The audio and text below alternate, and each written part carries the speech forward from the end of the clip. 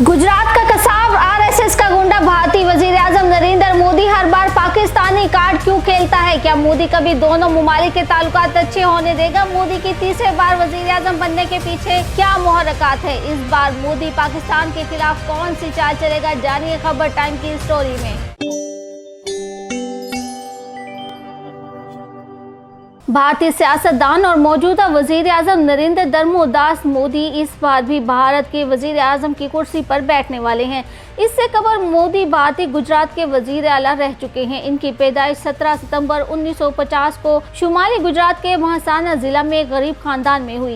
इनकी विलादत वादी नगर के एक छोटे से खानदान में हुई थी। इनके वालिद दामोदर रेलवे स्टेशन पर चाय बेचते थे और वालिदा हीरा बैन गुजर बसर में मदद के लिए लोगों के घरों में काम करती थी। बचपन में खुद नरेंद्र मोदी अपने वालिद के साथ ट्रेनों में चाय बेचा करते थे। इनकी सवानी निगार के मुताबिक बचपन में इनके जहन में सन्यासी बनने का भी ख्याल आया था और वो कुछ दिन रामकृष्ण मिशन में भी जाकर रहे। 17 साल की उम्र में जशोदा बहन से इनकी शादी हुई, लेकिन दोनों कभी साथ नहीं रहे। 8 साल की उम्र में उन्होंने आरएसएस से अपना ताल्लुक वाबस्ता किया। कम उम्र में तयशुदा शादी की वजह से उन्होंने हाई स्कूल मुकम्मल करने के बाद घर छोड़ दिया और 2 साल तक शहर दर शहर घूमते रहे। गुजरात लौटने से कबल वो कई मजहबी मराकज की ज़ियारत भी कर चुके थे। नरेंद्र मोदी ने 1967 में मैट्रिक पास किया, 1978 में दिल्ली यूनिवर्सिटी से बीए पास किया और 1983 में गुजरात से पॉलिटिकल साइंस में मास्टर्स, जिनकी डिग्रियों के बारे में अक्सर उन्हें तनाज़ात का सामना करना पड़ता है। 1971 में वो सिंह के मुकम्मल रुकन बन गए। हंगामी सूरत हाल के दौरान में इन्हें रूपोश हो जाना पड़ा। 74 साल मोदी का सियासी सफर 1984 में शुरू हुआ। 1985 में सिंह ने इन्हें बीजेपी में शामिल कर दिया। आरएसएस ने अपने चंद अरकान को भारतीय जनता पार्टी में भेजा,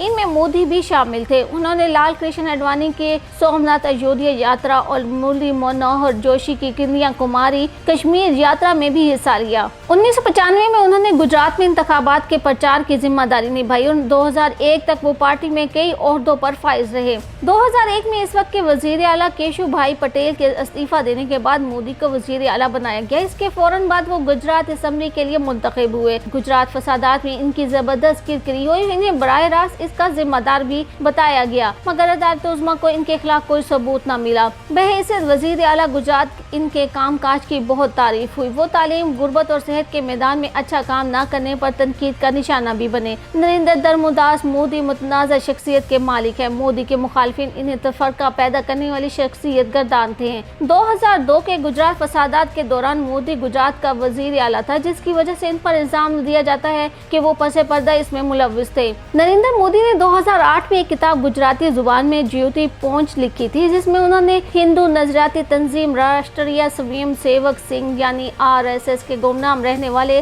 कारकुनान के बारे में लिखा। नरेंद्र मोदी ने 26 मई 2014 से 5 मई 2014 तक इंडिया के 14वें वजीर आजम की हैसियत से काम किया। 2001 से 2014 तक गुजरात के वजीर आला रहे। इंडिया के 2 बार वजीर आजम के ओहदे पर रहने वाले नरेंद्र मोदी के बारे में एक बात मशहूर है कि वो हर बार इलेक्शन में जीत के लिए पाकिस्तान कार्ड जरूर खेलते हैं, जो इनकी इलेक्शन में कामयाबी का जामिन साबित होता है। पिछली 2 बार की तरह इस बार भी मोदी ने अक़लियती कम्युनिटी, मुसलमानों के हवाले से और पाकिस्तान के हवाले से बहुत से बयान दिए और इलेक्शन में ज्यादा अक्सरियत से तो जीत नहीं पाए, मगर इत्तेहादियों के साथ मिलकर हुकूमत बनाने में जरूर कामयाब हो गए। इंडिया में आम इंतखाबात के बाद अब आने वाली हुकूमत का खाका काफी हद तक वाज़ह हो चुका है। नरेंद्र मोदी हुकूमत बनाने का ऐलान कर चुके हैं और हुकूमत साजी के लिए बीजेपी की हलीफ पार्टियां और इनके मुखालिफिन पर मुश्तमिल इंडिया अलायंस इस वक्त जोड़ तोड़ और मुशावरत के मरहले में है। कई महीनों तक जारी रहने वाली इंतखाबी मुहिम में पाकिस्तान की गूंज सुनाई देती रही। खास तौर से नरेंद्र मोदी ने मुतअद्दिद बार पाकिस्तान को निशाना बनाया। रियासत बिहार के मुजफ्फरपुर इलाके में एक तकरीर में अपने मुखालिफ इंडियन नेशनल कांग्रेस के ज़ियार क़यादत सियासी इत्तेहाद पर बुज़दिल होने का इल्ज़ाम लगाते हुए मोदी ने दावा किया कि इंडिया अलायंस के लीडर पाकिस्तान के एटमी हथियारों से खौफज़दा हैं। अगर पाकिस्तान ने चूड़ियां नहीं पहनी तो हम पहना देंगे। हमें मालूम था कि पाकिस्तान के पास खाने को अनाज नहीं, लेकिन अब हमें पता चला है कि इनके पास तो चूड़ियों की भी कमी है। नरेंद्र मोदी के हामियों से भरे पंडाल ने उन्हें इस जुमले पर खूब दाद दी थी। इस तरह रियासत गुजरात में एक जलसे में उन्होंने अपने सियासी मुखालिफ राहुल गांधी और इनकी पार्टी पर पाकिस्तान नवाज होने का इल्ज़ाम लगाया। आए और जलसे में आए अपने हामियों को मुखातिब करते हुए कहा कि आपने सुना होगा कि अब पाकिस्तानी लीडर कांग्रेस की जीत के लिए दुआ कर रहे हैं। पाकिस्तानी शहजादे यानी राहुल गांधी को इंडिया का वजीर आजम बनवाना चाहता है। पाकिस्तान और कांग्रेस की शराकत अब पूरी तरह बेनकाब हो चुकी है।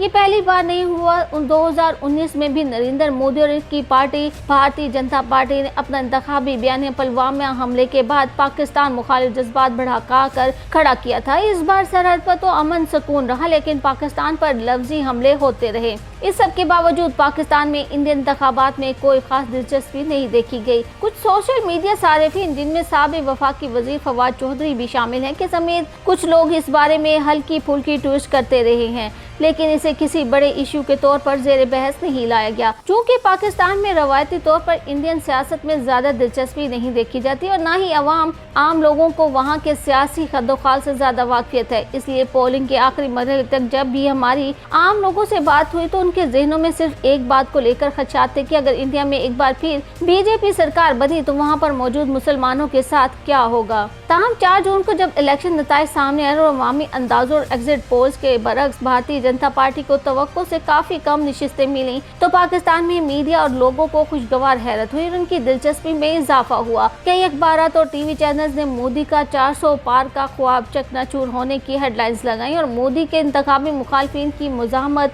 और कामयाबी पर तज्जिए और तबसरे भी रहे। नरेंद्र मोदी और इनकी पार्टी भारतीय जनता पार्टी इस बार दावा कर थी कि वो लोकसभा में 400 से भी ज्यादा नशिस्तें जीतेंगे, लेकिन वो 300 की हद भी मुश्किल से अबूर कर पाए। यहाँ तक कि भारतीय जनता पार्टी तो सादा अक्सरियत लेने में भी कामयाब ना हो पाई और इत्तेहादियों के बगैर हुकूमत बनाने के काबिल नहीं रही। लेकिन इसके बावजूद इंडिया में हुकूमत तो बीजेपी की नेशनल डेमोक्रेटिक अलायंस ही के बनने का इम्कान है, क्योंकि मजमूई तौर पर इनके पास कांग्रेस की हिमायत याफ्ता इंडिया ब्लॉक से ज्यादा नशिस्तें हैं। सोशल मीडिया पर भी सार्फिन ने इन नताइज पर राय दी। कई Pakistani social media platform x पर पाकिस्तान और इंडिया के इंतखाबात का मुवाजना करते रहे। इन इलेक्शन नताइज के पाकिस्तान पर क्या असरात होंगे। अवामी हलकों की तरह खारजा पॉलिसी के हलकों में भी ये ख्याल पाया जाता है कि कम मार्जिन से जीतने के बावजूद और दाखिली तौर पर सियासी लिहाज से कमजोर होने के बावजूद अपनी तीसरी वज़ारत उज़्मा के दौरान भी मोदी सरकार से पाकिस्तान के हवाले से किसी मुस्बत पेशरफ की तवक्को नहीं की जा सकती।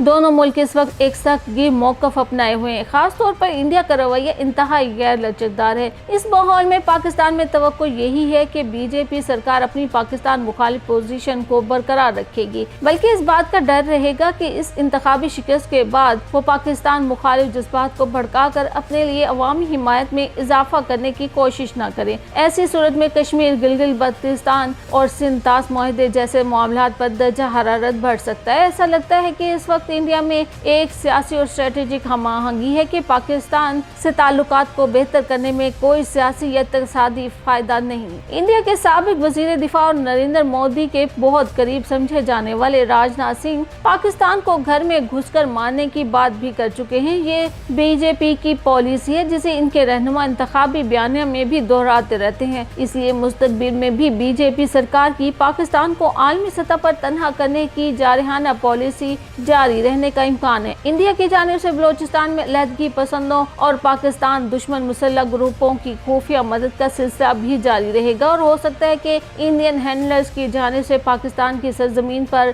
पाकिस्तानी शहरियों की टारगेटेड किलिंग के वाक़यात भी होते रहे।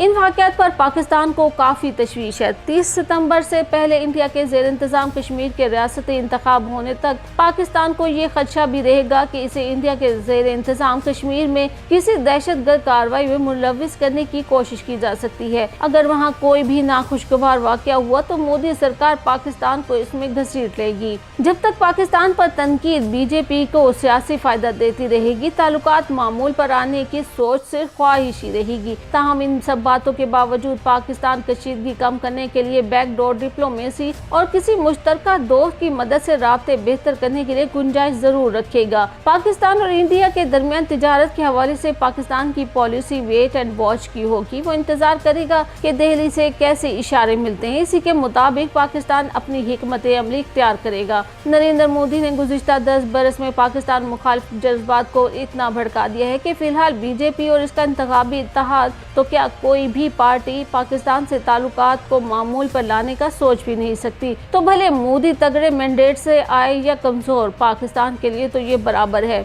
बल्कि ये भी हो सकता है कि वो अपनी गिरती हुई साख को सहारा देने और लोगों की तवज्जो दाखिली मसाइल से हटाने के लिए पाकिस्तान को मजीद निशाना बनाने से गुरेज न करे। लेकिन सिर्फ एक उम्मीद हो सकती है, और वो ये कि नरेंद्र मोदी अपने लिए कैसी मीरास छोड़ना चाहते हैं। बहुत से तज्ज़ियाकार समझते हैं कि बहैसियत वज़ीर आज़म ये उनका आखिरी दौर हो सकता है। तो अब देखना ये है कि वो एक अमन कायम करने वाले शख्स के तौर पर याद रहना चाहते हैं या फिर तकसीम करने वाले के तौर पर। मगर इनका पूरा करियर इस बात का गवाह है कि इस मोदी से किसी भी किस्म की अच्छी उम्मीद रखना बिल्कुल नहीं चाहिए, क्योंकि बहरहाल वो RSS का गुंडा और गुजरात का कसाई ऐसे ही तो मशहूर नहीं। इसकी कनाडा में सिख कम्युनिटी के खिलाफ की जाने वाली सरगर्मियां इस बात का इशारा देती हैं कि मोदी कभी कभी किसी भी मुल्क के खिलाफ जारहाना इकदाम उठाते वक्त किसी भी सतह तक गिर सकता है, ताकि भारतीय हिंदू इसे सर आंखों पर बिठाते रहें और तीसरी बार वजीर आजम बनने के बाद भी वो अपनी इस साख को बरकरार रखने में पूरी जिद्दोजहद करेगा।